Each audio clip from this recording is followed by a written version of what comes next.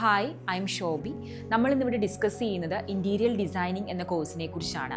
എന്താണ് interior designing, ആർക്കൊക്കെ ഇത് പഠിക്കാം, ഇതിൻ്റെ ക്വാളിഫിക്കേഷൻ എന്തൊക്കെയാണ്, ഏതൊക്കെ മൊഡ്യൂൾസ് ആണ് നമ്മളിവിടെ ഡിസ്കസ് ചെയ്യുന്നത് എന്നുള്ള കാര്യങ്ങളൊക്കെയാണ് നമ്മൾ ഈ വീഡിയോയിലൂടെ കാണുന്നത്.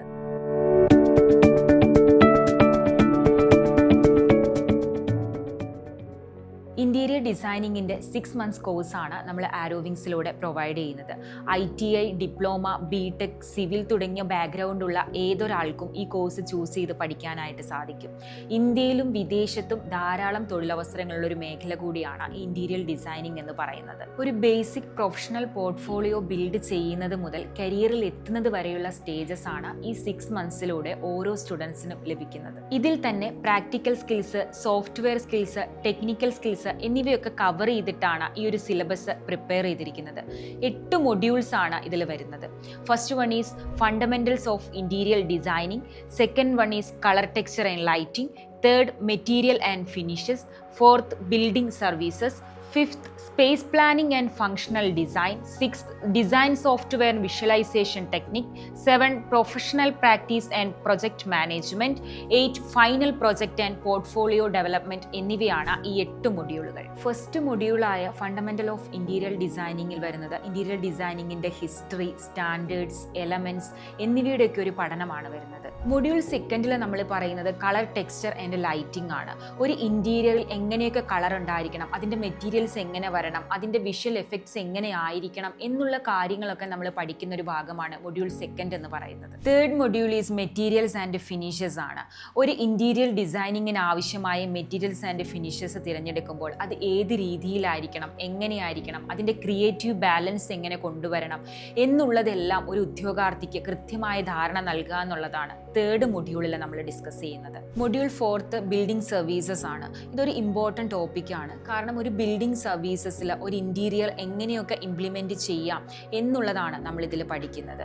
HVAC, പ്ലംബിംഗ്, ഇലക്ട്രിക്കൽ സിസ്റ്റംസ്, അതുപോലെ തന്നെ ടെക്നിക്കൽ ലൈറ്റിംഗ് ഡിസൈൻസ്, ഇവയൊക്കെ ഒരു ഇൻറ്റീരിയറിൽ ഏതൊക്കെ രീതിയിൽ ഇംപ്ലിമെൻറ്റ് ചെയ്യും എന്നുള്ളതാണ് ഈ മൊഡ്യൂളിൽ നമ്മൾ ഡീപ്പായിട്ട് നോക്കുന്നത്. Space plannings and functional designing ആണ് 5th മൊഡ്യൂളിൽ നമ്മൾ ഡിസ്കസ് ചെയ്യുന്നത്. ഇൻറ്റീരിയർ ഡിസൈനിങ്ങിൻ്റെ മറ്റൊരു ഇമ്പോർട്ടൻറ്റ് ടോപ്പിക്കാണ് ഈ space planning and functional designing എന്ന് പറയുന്നത്.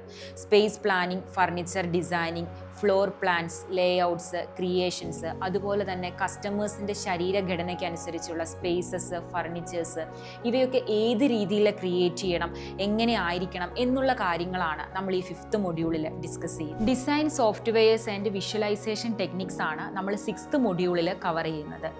AutoCAD, SketchUp, 3ds Max, Lumion എന്നീ സോഫ്റ്റ്വെയർസും rendering and visualisation, virtual design presentation എന്നീ ടൂൾസുമാണ് നമ്മളിവിടെ ഉപയോഗിക്കുന്നത്.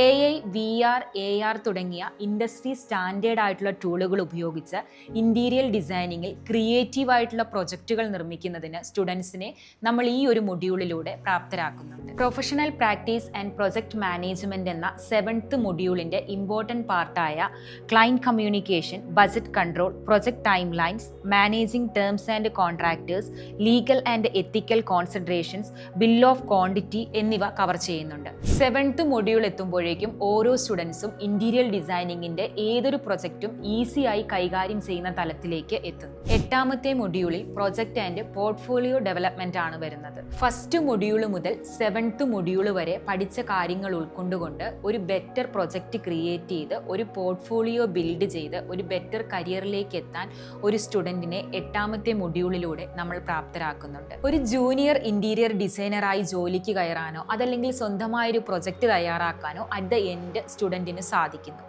ഇതുപോലെ നല്ലൊരു കരിയർ ആഗ്രഹിക്കുന്നവരാണ് നിങ്ങളെങ്കിൽ ഇൻറ്റീരിയർ ഡിസൈനിങ്ങിൻ്റെ ഈ 6 monthsന്റെ ആരോവിങ്സിലെ കോഴ്സിന് നിങ്ങൾക്ക് ജോയിൻ ചെയ്യാം. കോഴ്സിനെ കുറിച്ച് കൂടുതൽ അറിയുന്നതിനായി ഇന്ന് തന്നെ ഞങ്ങളെ കോൺടാക്റ്റ് ചെയ്യൂ. ഇതുപോലുള്ള ഇൻഫോർമേറ്റീവ് വീഡിയോസിനായി ഈ പേജ് ഒന്ന് സബ്സ്ക്രൈബ് ചെയ്യൂ.